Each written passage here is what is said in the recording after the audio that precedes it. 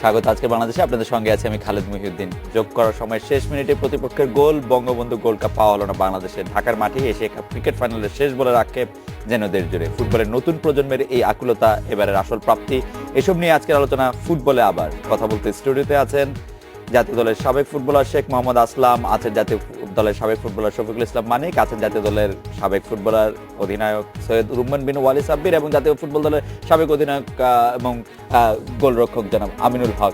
আমি যে কথাটি বলতে ভুলে গেছি, এরা চারজনই আমাদের ফুটবলের কিংবদন্তি। আমরা আপনাদের অনেক ধন্যবাদ জানাতে চাই চারজনকে একসঙ্গে পেয়ে আজকে। আসলাম ভাই, আজকে মাঠে পুরো মাঠ জুড়ে দর্শক, একটা অন্যরকম অনুভূতি ফুটবলের জন্য। এটা অনেকদিন পরের আপনি মাঠে ছিলেন, আপনার কেমন লাগলো? আমি খুব উদ্বেলিত এবং খুব আশাবাদী যে এত প্রতিকূলতার ভিতরে যে আমরা দর্শক যে ফুটবলে যে সাই দিয়েছে, আমি রিয়েলি আপনার ইন্ডিপেন্ডেন্ট টেলিভিশনের মাধ্যমে আমি দর্শকগুলোকে আমি ধন্যবাদ জানাই যে তারা ফুটবলের সঙ্গে আছেন। হ্যাঁ, আমি মানিক ভাইয়ের কাছেও জানতে চাই যে মানিক ভাই, আজকে মাঠে আমি যাওয়ার পরে আমার যেটা হয়েছিল যে আমি হঠাৎ করে মনে করলাম যে আমি 90s এর স্টেডিয়ামে চলে গেলাম কিনা। ফুটবলের এই সুদিন আসছে কিনা আজকের খেলা দেখে কি এটা মনে হয়, বা আজকে মাঠে দর্শকরা যেভাবে গেল? অবশ্যই একটি এই 6 বছর পরে একটি আন্তর্জাতিক টুর্নামেন্ট করতে পেরেছে এবং জাতির জনকের নামে। সে কারণে এবং বাংলাদেশ ফুটবল টিম আমার কাছে মনে হয়েছে ভালো খেলছিল এবং তাদের যেটা যখন প্রয়োজন ছিল ফার্স্ট ম্যাচ হারার পরে ততটুকু পর্যন্ত এগিয়ে যাচ্ছিল। আজকে আমি মনে করি জেতা উচিত ছিল আমাদের, বিকজ আমরা যুব দলের কাছে হেরেছি এবং এটা আমাদের দর্শকদের কাছে আসলে আমরা ফুটবলার হিসাবে, কোচ হিসাবে আমরা আসলেই দুঃখিত। তাদের সাথে আসলে তারা যেভাবে হতাশ হয়েছে আমরাও সিমিলারলি হতাশ হয়েছি।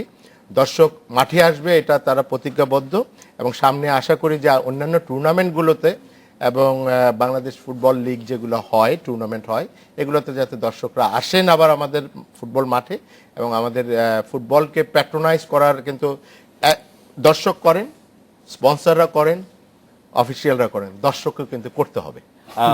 সাবির ভাই, আমার যত দর্শকের সাথে আজকে কথা হয়েছে তাদের অনেকে কিন্তু বাংলাদেশের ফুটবল খেলা দেখে আজকে তাদের ভালো লেগেছে। আজকে তারা বাংলাদেশ থেকে এতটা এক্সপেক্ট করেন নাই ভালো খেলার দিক দিয়ে, বেশিরভাগই বলেছেন যে ভালো খেলেছেন। আপনি কি বলবেন যে বাংলাদেশ দলের খেলা? আসলাম ভাই বলল, মানিক ভাই বলল, আসলে আমাদের একটা রেওয়াজ উঠেছে কি ফুটবল দর্শক মাঠে আসে না, কেন আসে না এটা প্রশ্ন।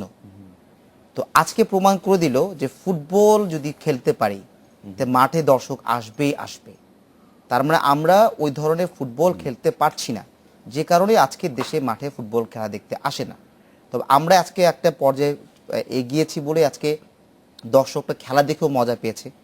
এই ধরনের মজা যদি দর্শকরা পায় অবশ্যই তারা মাঠে আসবে এবং আমাদের ফুটবল এগিয়ে যাবে। কিন্তু ফুটবল এগুলোর পিছনে যে কাজ রয়ে গেছে, যে আমাদের ফুটবল ফেডারেশন ক্লাবগুলি যে কাজ রয়ে গেছে, সেই কাজগুলি যদি আমরা প্রপারভাবে ঠিক মতন প্রোগ্রাম করে আমরা করতে পারি তা আমাদের ফুটবলকে এগিয়ে নিয়ে যাওয়া সম্ভবপর।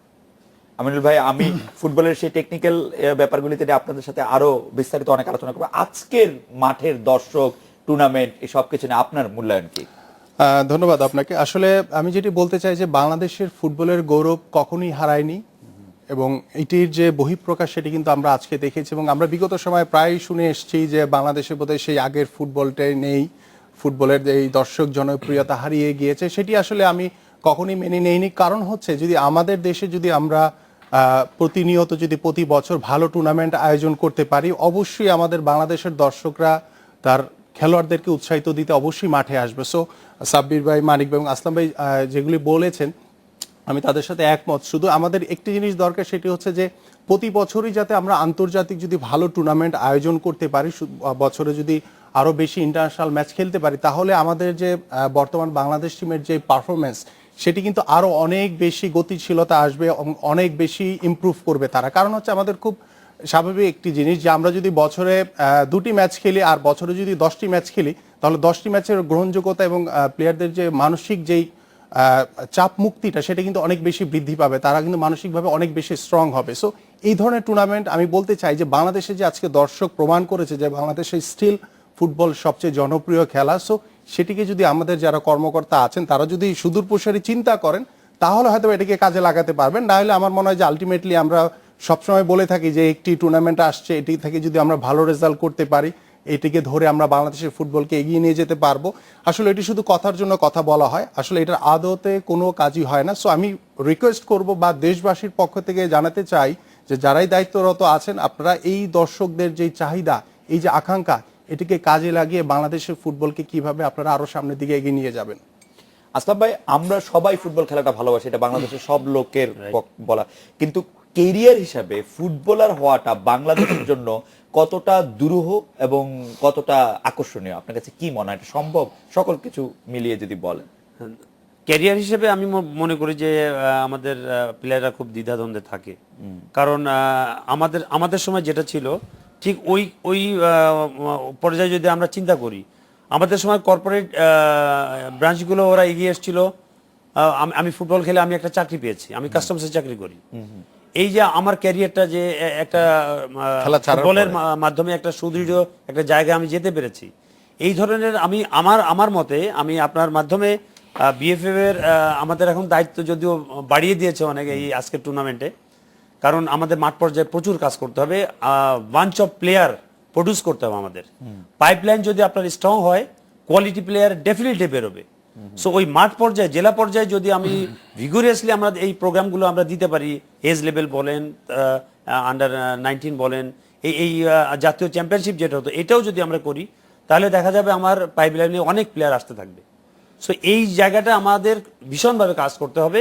আর যেটা বলেন, আমি আপনার ইন্ডিপেন্ডেন্টের মাধ্যমে আমি সভাপতির দৃষ্টি আকর্ষণ করে বলবো, কর্পোরেট শাখাগুলোকে আমাদেরকে ইনভলভ করতে হবে। We need to sit together, যে আপনারা এই কর্পোরেট শাখাগুলো আপনারা হাতটা বাড়িয়ে দেন, প্লেয়ারগুলো ইনভলভ ওখানে চাকরি করুক, দেখবেন তাদের পিছুটানা থাকবে না। পিছুটান না থাকলে সে প্লেয়ার 100% এক্সার্ট করবে ইনসাইড দ্য ফিল্ড। ওকে, পিছুটা না থাকার কথা বলছেন, কিন্তু আমি আবার একটু কেরিয়ারের প্রশ্নে ফিরে আসি।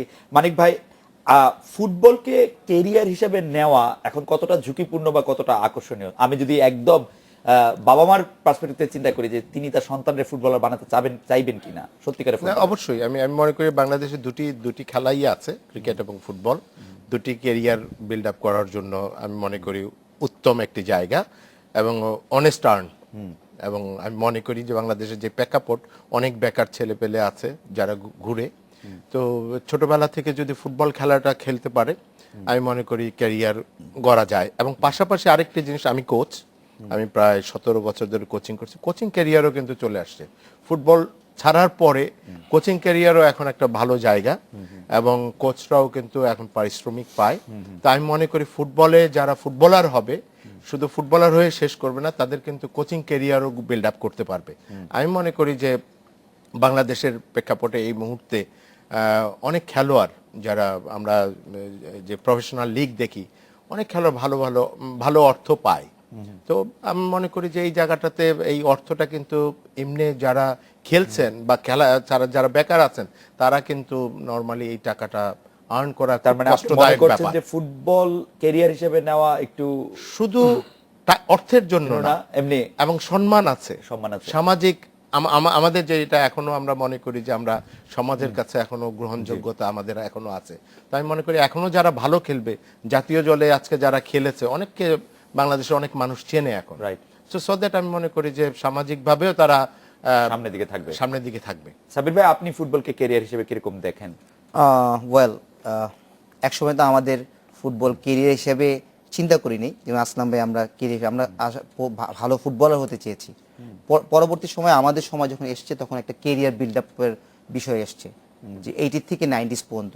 তো এই কেরিয়ার বিল্ড আপে তো ফুটবল একটা কেরিয়ারের জায়গায়, এবং পাশাপাশি এটা একটা বাংলাদেশের একটা পরিচিতির ব্যাপার, যে একটা ফুটবলার কোথাও গেলে, কোনো কাজে গেলে বা কোনো জায়গায় চাকরি পাওয়া তার জন্য সহজ হয়ে যায়, কোনো কাজ সহজ হয়ে যায়।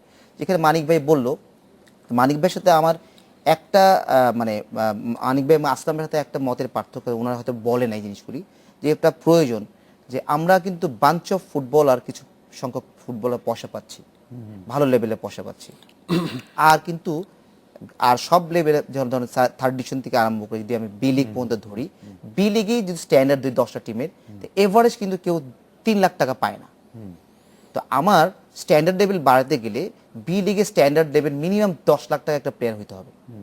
যে প্লেয়ার জয়েন করবে সে 10 লাখ টাকা পেতে হবে। তাহলে কেরিয়ারের একটা বাপ মারাও উৎসব হবে যে আমার ছেলে খেললে তো সাইন করলে যেমন 10 লাখ টাকা আমি সাইন, তো ওই ধরনের স্ট্যান্ডার্ড লেভেল আমাদেরকে নিয়ে আসতে হবে, ক্লাবগুলিকে নিয়ে আসতে হবে। এর সাথে আমাদের ফুটবল ফেডারেশন ক্লাবগুলিকে এই ব্যাপারে হেল্প করার জন্য, এবং ক্লাবগুলি কিন্তু মানে পাশাপাশি ফুটবল ফেডারেশন হয়তো তাদেরকে বলতে পারে, কিন্তু ক্লাবগুলিকে ইন্ডিভিজুয়ালি ভাবে তাদেরকে ইনকামের সোর্স করতে হবে। একটা সোর্স না করলে ওই আমরা এখন পর্যন্ত কিন্তু ডোনেশনের উপরেই ক্লাবগুলি চলি, এইভাবে কিন্তু ক্লাবগুলি চললে এই ধরনের প্রফেশনে ভালো কিছু করা যাবে না। ক্লাবের আমি একটু ইন্টারাপ্ট করি সাব্বিরের কথায়। ও বলেছে যে 3 লাখ টাকা অ্যাভারেজ, আসলে তা না।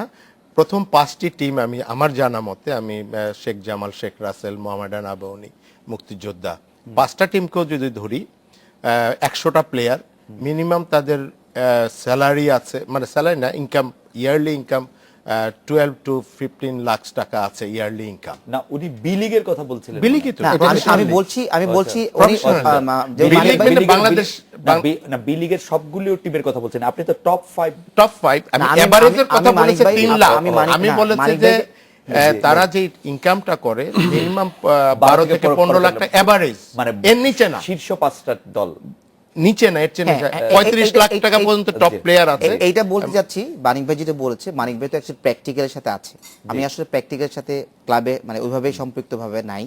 মানিক ভাই আছে ক্লাবে, কিন্তু আমি বলছি যে আমাদের 10টা টিমই তো ওই লেভেলের টিমে থাকতে হবে। আমি সেই কথা বলছি মানিক ভাই। 5টা টিম আছে, ওয়েল 100 জন প্লেয়ার পাচ্ছে, জি।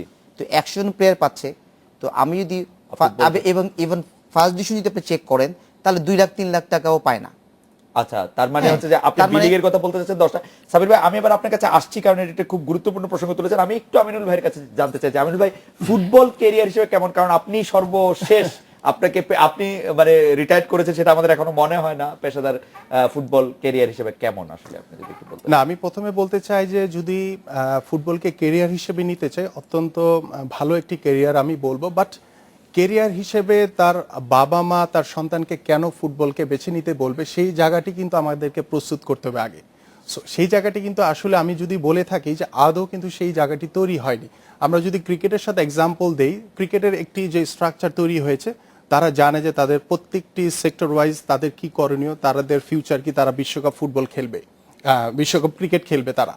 সো বাট আমাদের ফুটবলে কিন্তু সেই রাস্তাটি এখন পর্যন্ত আমরা লক্ষ্য স্থির করতে পারিনি যে আমাদের কেরিয়ারের এন্ডিংটা কোথায় বা আমরা কি করতে চাই, আমাদের ভবিষ্যৎ পরিকল্পনাটাকে। আমরা যদি ধরেন সাব্বির ভাই বলছিলেন যে pioneer, 3rd division, 2nd division, 1st division, then 2nd tier আছে, তারপরে হচ্ছে আমাদের বাংলাদেশ লিগ আছে। সো এই যে প্রক্রিয়ার ভিতরে যে আমাদের ফুটবল কেরিয়ারটা গড়বে, সো তার প্রত্যেকটি বাবা মাই চায় তার সন্তান যাতে বড় হয়, হয়তো বা কেউ ডাক্তার হবে, কেউ ইঞ্জিনিয়ার হবে, কারণ সেইখানে তার কোনো একটা এস্টাবলিশমেন্ট থাকবে যে না সে কিছু একটা হতে পেরেছে। বাট ফুটবলকে যদি সে কেরিয়ার হিসেবে নিতে চায়, তার ভবিষ্যৎটা কোথায় গিয়ে দাঁড়াবে সে কিন্তু জানে না। সো ওই জায়গাটিতে আমাদের আসলে কাজ করতে হবে, যে আমাদেরকে রাস্তা তৈরি করতে হবে যে হ্যাঁ, বাবা মারা যাতে ক্রিকেটের মতো যাতে ফুটবলকেও যাতে ক্যারিয়ার হিসেবে বেছে নিতে পারে, সেই রাস্তাটি যদি আমি একটা ছোট্ট একটা এক্সাম্পল দিই। এই যে আমাদের বর্তমান ন্যাশনাল টিম বা আমরা বিগত সময় খেলে আসছি, ওনারা এক্স খেলে আসেন, আমরা কিন্তু এখনো ন্যাশনাল টিমের কোনো প্লেয়ার কোনো স্যালারি পায় না মান্থলি।